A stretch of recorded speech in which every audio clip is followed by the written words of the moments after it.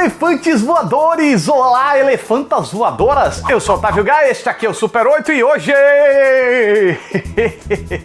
a fantasia tá no ar com uma aventura infanto-juvenil da dona Walt Disney, que é um pertinente remake de uma animação clássica do estúdio do longínquo ano de 1941. Estão comigo nessa, garotada? Show! Então, sim, bora! Cagada de pombo na cabeça da sorte, cagada de elefante dá traumatismo craniano, se eu tiver orelha de abano eu posso sair voando por aí, elefante colorido, que cor? Tudo isso e muito mais agora! Um circo meia boca da década de 40 estava passando por um perrengue financeiro. É então que nasce um elefantinho com orelhas enormes que a princípio é menosprezado pelo gerente do circo e ridicularizado pelo público. Mas quando descobrem que ele é capaz de bater os orelhão e alçar voo, seu talento é explorado para reerguer o circo e isso chama a atenção de um poderoso empresário que também quer lucrar com essa joia rara. 1941, olha só isso, gente. Nem precisa dizer que os tempos eram outros, né? E o original, de uma forma ou de outra, sobrevive até hoje. O que eu acredito que seja graças à artificialidade natural da técnica de animação, que faz com que os filmes tenham uma vida útil bem mais longa. Por isso eu acho meio esquisita a decisão dos estúdios Walt Disney de refazer suas animações recentes em live action. Ou melhor, com atores e ou computação gráfica realista. Aliás, esquisita não, até parece que eu não sei qual é o intuito, né? Eles estão interessados no din-din e é isso que justifica a produção desses filmes. Porém, Dumbo é um dos remakes que me pareceu pertinente. O original encanta, os personagens cativam, mas a linguagem denuncia a idade avançada do filme. O ritmo é muito arrastado, os diálogos têm longas pausas, tem também muitas cenas contemplativas e pelo menos um momento bem controverso em que um elefantinho e o ratinho tomam uns goró pesado e ficam loucaços.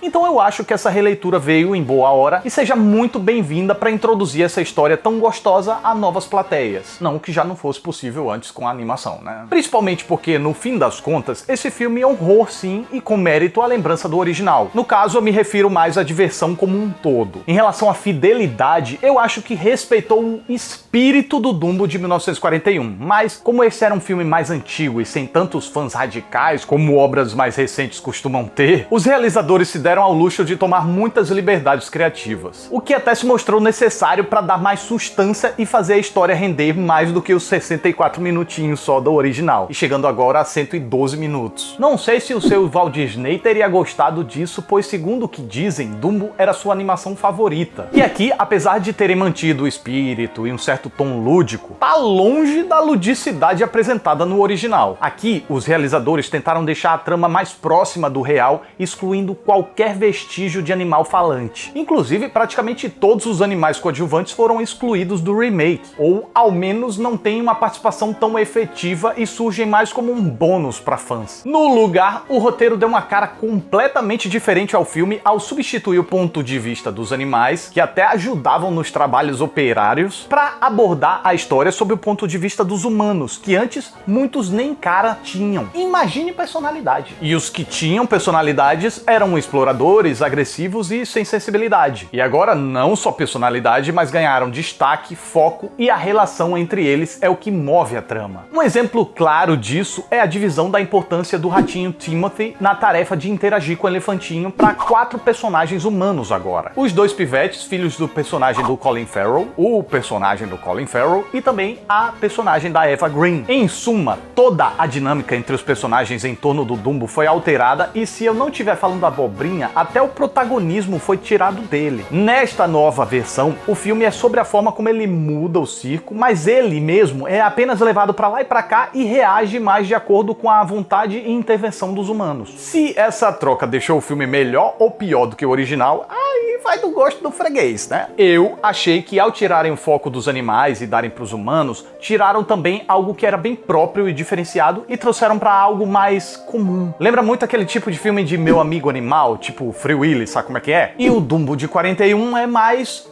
Dumbo, é mais único. Com isso, o filme também ficou muito menos visual e muito mais falado. Mas o que tirou o peso de todas essas mudanças é que Mamãe Jumbo e Dumbo, no original, já transmitiam tudo o que precisavam sem falar. Então essa, que é a principal relação entre os animais do filme, se manteve intacta. Além disso, a participação dos humanos deixou sim um enredo mais movimentado, ágil e preenchido. O conflito de interesses também faz a trama ganhar uma progressão mais nítida, perdendo aquele clima meio episódico do original. E é curioso perceber também que no ponto em que aquele filme estava concluindo, corresponde a mais ou menos os eventos da metade deste novo filme, que cria não apenas um contexto rico visual e conceitualmente na primeira metade, como introduz um panorama completamente inédito na segunda metade. E vale elogiar o trabalho impecável de design de produção e figurinos contrastantes entre essas duas etapas do filme. A primeira apresenta artes surradas, sujas, pobres, precárias. A atenção aos detalhes da pintura velha do trem, por exemplo, é impressionível. E aí, num outro extremo, as artes apresentadas na segunda metade é de uma complexidade e suntuosidade assustadoras. Praticamente tudo criado em computadores, mas é impossível não acreditar em tudo que é apresentado ali. Mesmo se a gente levar em consideração que tem muita tecnologia ali que não bate com a época retratada. Visualmente, Dumbo é lindo, maravilhante, sublimo, não tem do que reclamar. É um espetáculo de encher os olhos. Mas a gente não pode esperar menos do que isso de um filme de Tim Burton, né? Que ele pode até errar em tudo, mas no visual ele é sempre muito caprichoso. E talvez o diretor esteja mostrando uma versatilidade que até então eu não enxergava, e não apenas no ar soturno com o qual eu me acostumei. Pois aqui ele pode ter tido que se adequar à história. E uma coisa é certa, além de manter a aparência, preservaram também aquela postura fofamente atrapalhada do orelhudinho, que ainda teve um desafio extra: ser realista sem perder o aspecto lúdico, porque, afinal de contas, é um filme sobre um elefante que bate as orelhas e sai voando.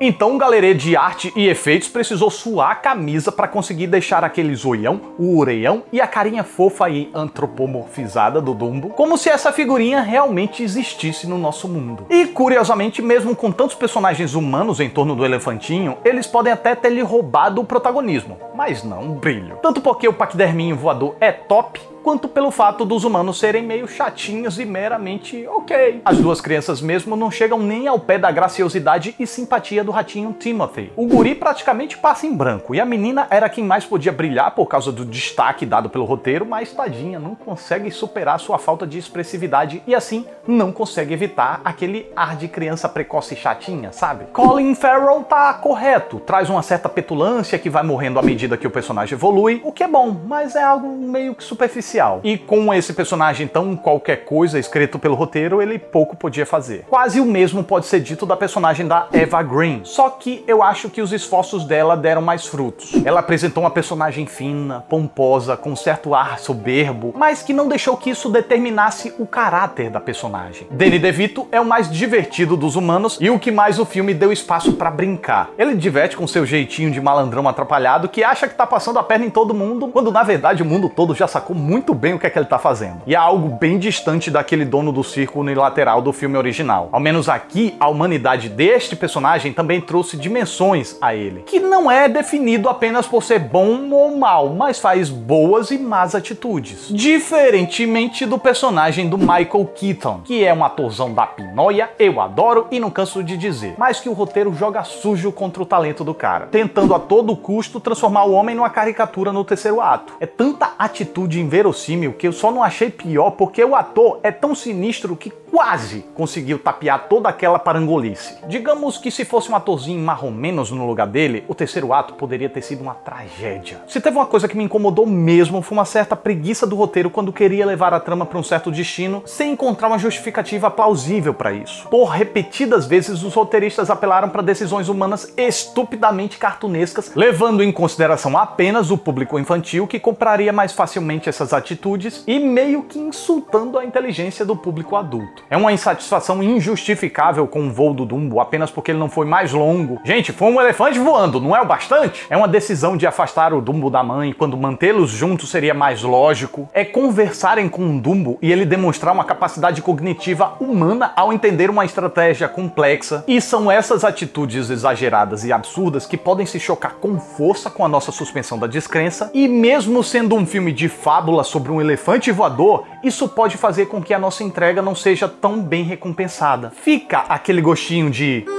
tá legal, mas Sei lá. Felizmente, essa nova versão de Dumbo conseguiu captar a essência do seu personagem título e conseguiu ser fofinho com uma história de aventura agitada e divertidinha pra toda a família. E por mais que eu ache tolo ele entendendo plenamente tudo que os humanos estão falando, o seu olhar vivo e atento a tudo que acontece e ao que dizem cativa a nossa torcida. Além de dar aquela vontade monstra de apertar e abraçar falando fofinho com postura.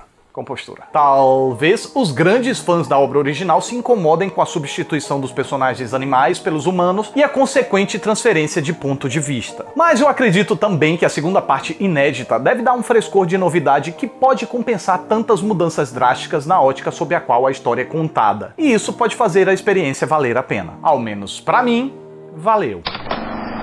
E esta é a minha reação ao filme. E hoje eu gostaria de agradecer aos meus camaradas Janda e Rafael do canal Cabine Secreta por me emprestarem essa camisa fofinha, tudo umbinho, olha que fofinho. Obrigado Janda, obrigado Rafael, e em agradecimento eu peço que vocês dêem uma conferida lá no canal deles. Vou deixar o canal deles aqui na aba de anotações e também na descrição. É um canal também de cinema, é bem bacana, eles também são muito bacanas, então dá essa força lá. Então é isso, mais um Super 8 tá chegando ao final, eu fico muito grato pela atenção de vocês, muito obrigado, até a próxima aí. Fly, Otávio, fly. Ok. Olha só! Eu estou voando!